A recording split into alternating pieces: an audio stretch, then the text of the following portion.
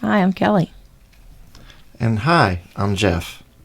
And this is Blueprints for Belonging, where we're exploring how to build conscious connection in a disconnected world.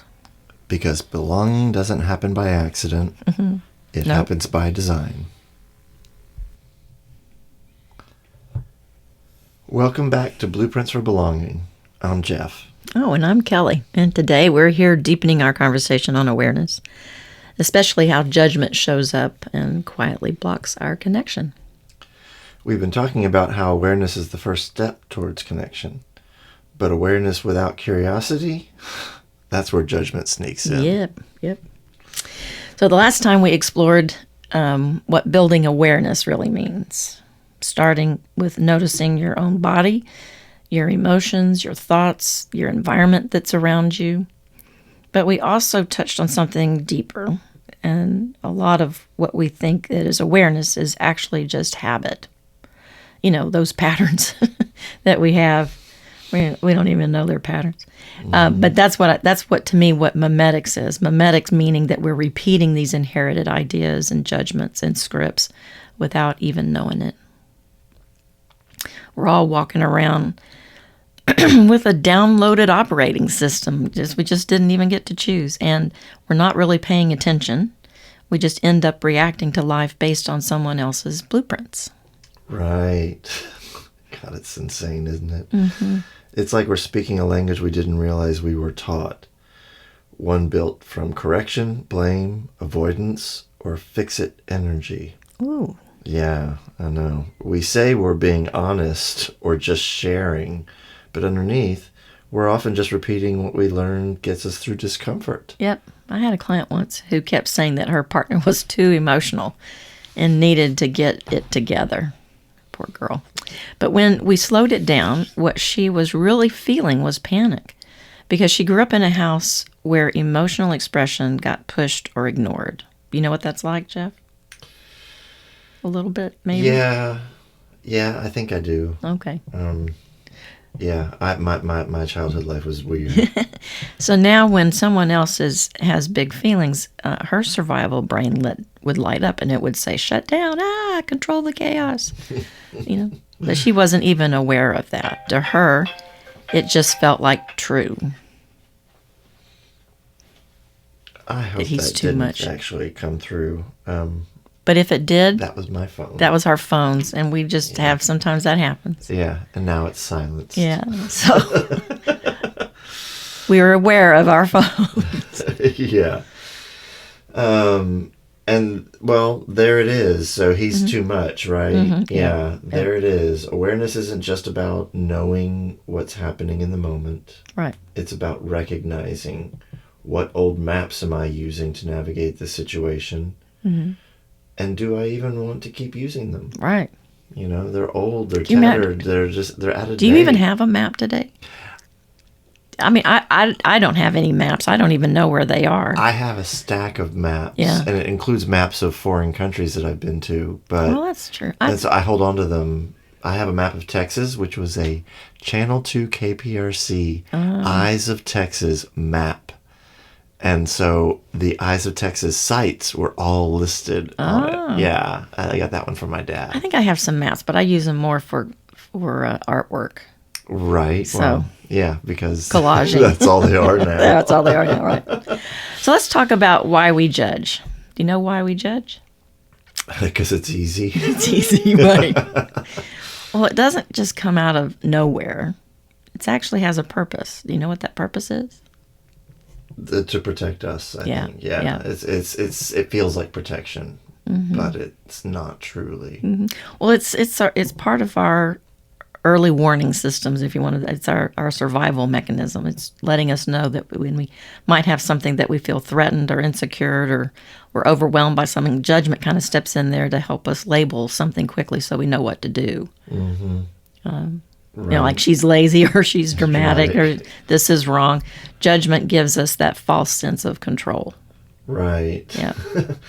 And here's where it gets really interesting. Those judgments, most of them, aren't even original. That's right. They're part they're part of what we call mimetic structures. Right. Mental and emotional habits we've absorbed from the culture, family, media, religion, school, basically the air we've been breathing since birth. That's right. I mean, Those memes. mimetics. If you're new to that word, mimetics is the study of how ideas or beliefs or behaviors spread, like genes, but in culture. And so the term was first coined by Richard Dawkins in the 1976 book, The Selfish Gene. If you haven't had a chance to read it, it's pretty fascinating. Anyway, he described memes as a cultural replicator. They're units of meaning that spread throughout our world through imitation. We repeat it. So, So in this context, a meme isn't just a funny internet picture. Nope. It's the underlying idea behind it. Like, real men don't cry. Or girls keep quiet. Good girls keep quiet. Right. Good girls only keep quiet. Yeah. And success means being busy all the time. You know, Yeah. That's the biggest crock I've ever heard.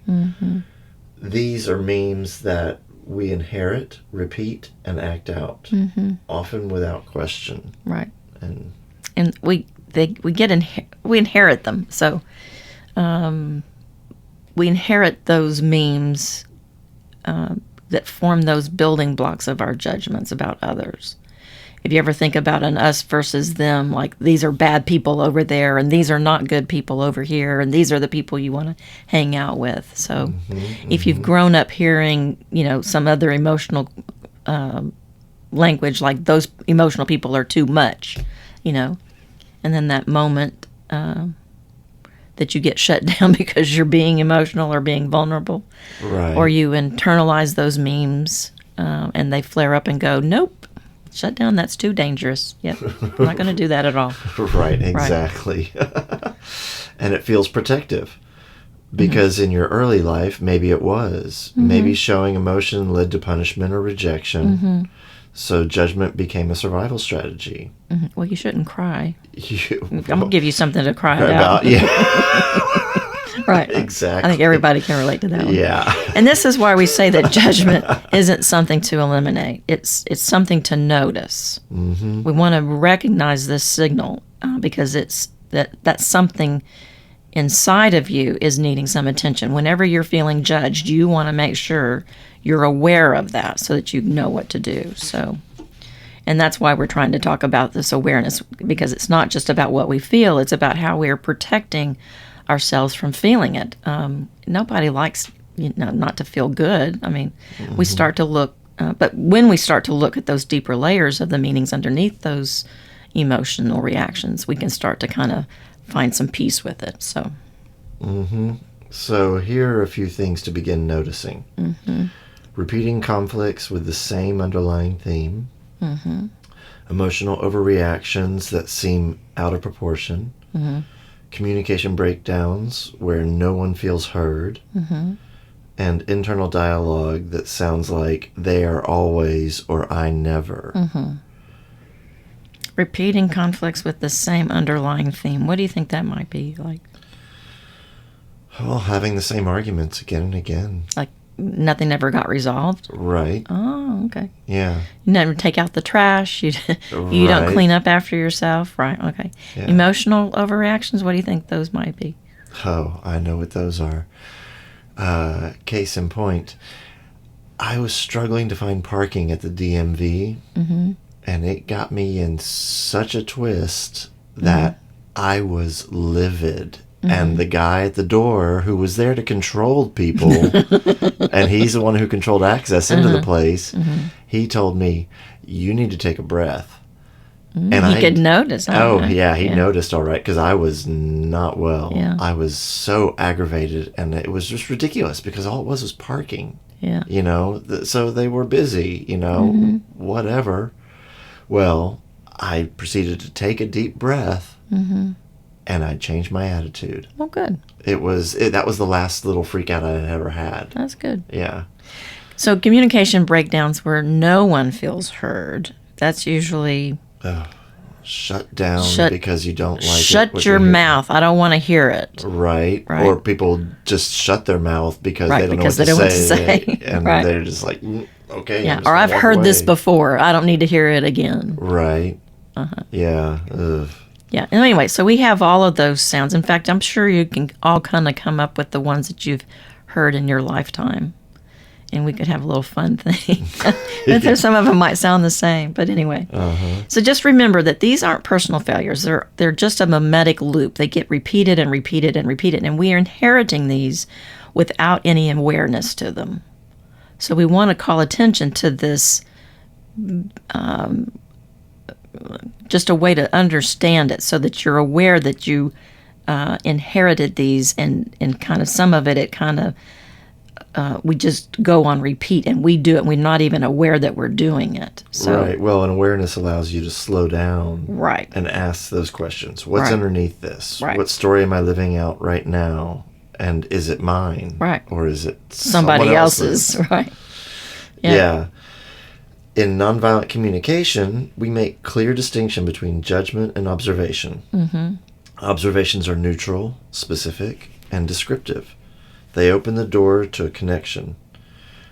But judgments are loaded. They shut the door before a conversation can even begin. Mm-hmm. Now, just remember, because they're on repeat all the time, those judgments also they're compounded.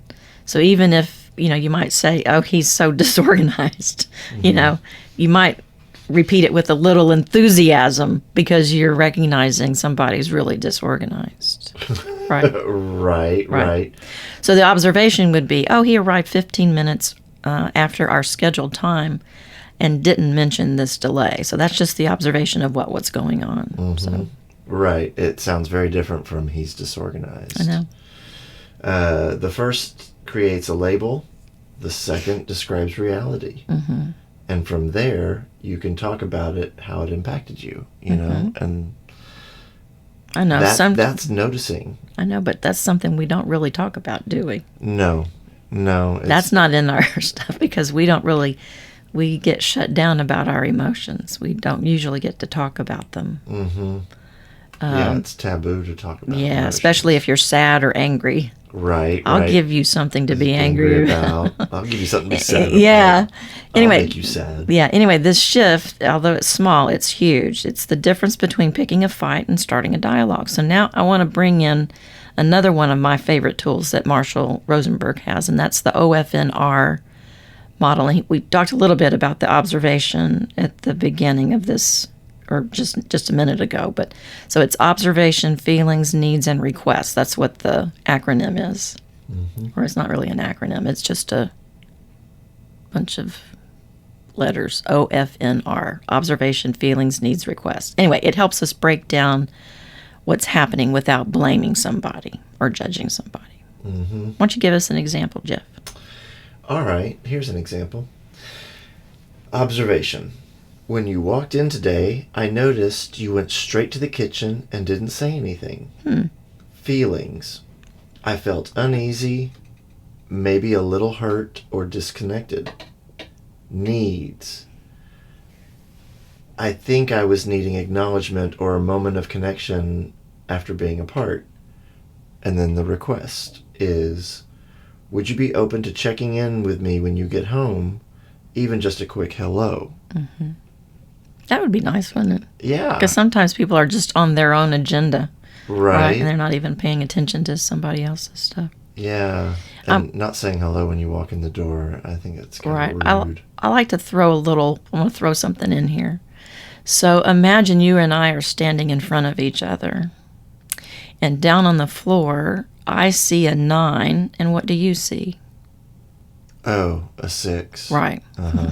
Right. So we never really understand that when we're seeing something, there's another perspective that's also going on simultaneously. So being aware that, not making an assumption that just because I see a 9, you're seeing my 9 as well. So, Right. Anyway, so noticing how that we're not trying to assume anything about another person's intent. We're just trying to pay attention and give us some clarity about what's happening, about what's going on. Mm-hmm. The observation, feelings, needs, and request offers a way to kind of help you work through that. So If you want to find more information about it, we'll have some more information about. There's all kinds of. If you just YouTube Marshall Rosenberg, there'll be find all kinds of things on there. So anyway. Yeah, absolutely. So as we close our episode today, we wanted to leave you with a little bit of a reflection. It's not a homework assignment. It's just something not anything to fix. It's not an invitation. I mean, it's just an invitation to notice. Mm-hmm. Because this is where our growth works. So. Right. Rumi said, "The mirror of the heart must be polished often to reflect what is real." Mm-hmm. And that speaks volumes. That's what we're doing here. We're polishing the mirror, making space to see ourselves and others more clearly. I want to say something else here. You will never, ever, ever see your face. You will always see a reflection of your face. Right. It's impossible for us to see our own face. Right. Because your eyes are set in your face. Well, anyway, so here's your gentle practice for the week. Think of a moment where you felt judged. I know, it's okay. Or where you might have judged someone else, but just ask yourself, what was I really reacting to at that moment? What was I feeling in that moment? What was I needing that didn't get named? If you need some help with finding needs, there's if you just Google needs wheel, there's a wonderful tool that will pop up and you can find a list of needs that will help you. Right, and it's not an exhaustive list. No, there's plenty. A really good it's a good list. way to start. Right. Yeah, because our vocabulary on needs and feelings is woefully inadequate. Right. Based on the lives that we led up till now. Is there anything else you want to share about that mirror thing, or anything else anything else that's coming up about a mirror? You look in the mirror every day? Yeah. To take a reflection of how you look? Generally, it's in the bathroom, so I know, I can't help but look I know, at it. Right. But anyway, so we use that mirror. I think it's a really good, we take a reflection of how we're looking. Mm-hmm. So that kind of helps us, meet our own needs. Well, it's right up there with a reflection journal entry. Correct, so, right. Doing some sort of writing daily. If you're not doing any daily writing, some people call it journaling. I like to call it reflective review. Yeah, well, reflective review is a way to journal. So journaling is much larger. Right. There's all kinds of journals and stuff. Yeah. There's all sorts of things you can write about. Right. But in a reflective review, you're just noticing what's happening today. What what we were mentioning about noticing, am I judging myself or judging other people? Where have I felt judged? How I might have judged someone else? Sometimes a label, like you're a narcissist. That might feel a little bit. You're a butthole. Right. So those might, well, they might be, but sometimes they come off as this label and they're being judged by something. So being aware that you might have been told that to yourself, you might have told yourself that, or someone else might have told you that you are, or something. And so just kind of being aware, you're just noticing, you're not doing anything, you're just paying attention to what's showing up. So, and actually, I recommend that in this beginning stage of awareness, that people write down, like keep a tiny little journal with you, and write down. You can keep it on your phone if you want to. Oh well, yeah. In the it notes. could be electronically, and write down every time that you make a judgment that you notice it. And this isn't about shaming yourself either. Right. No. It's just about noticing. It's just about noticing.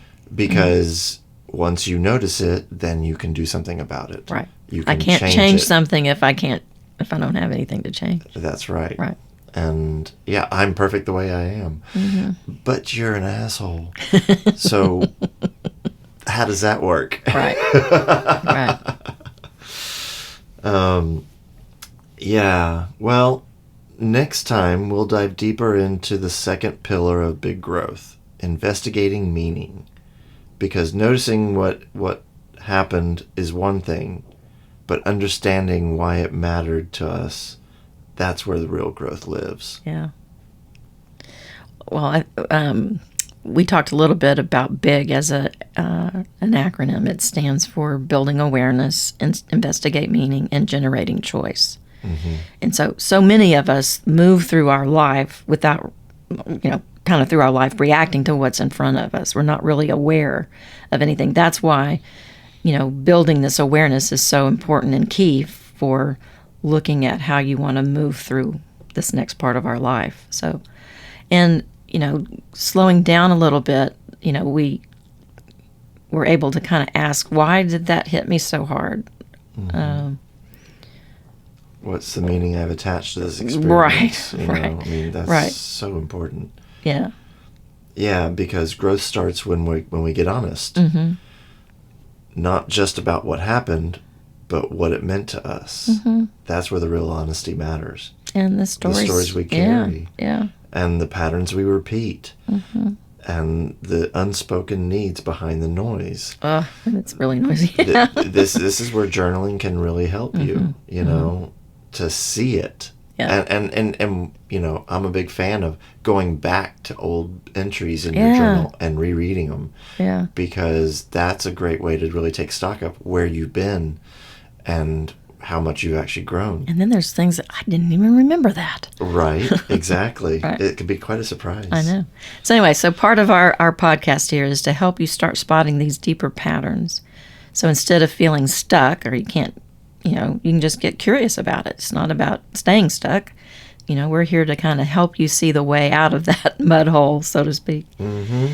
And instead of reacting, you can choose. This is where the G is. It's your generating, be able to choose a different way. So. Right, generating choice. Mm-hmm. To have a choice. Mm-hmm. A lot of people think they don't have any choices. I can't. Right. I don't know how to. And Yeah. It's like, well, but you can learn how to. My old supervisor used to say, I can't lives on I won't street. Uh-huh. Mm-hmm. It's because I don't want to. I don't want to. Yep. Right. It's not about perfection. Mm-mm. It's about becoming just a little more awake and a little more kind with yourself and others. Absolutely. So thanks everybody for being here. Yes. I guess we'll so see much. you next time. Yeah, and if you like what you hear, please like, share, And and pass it subscribe. along. Do all those things. Mm-hmm. Thank you.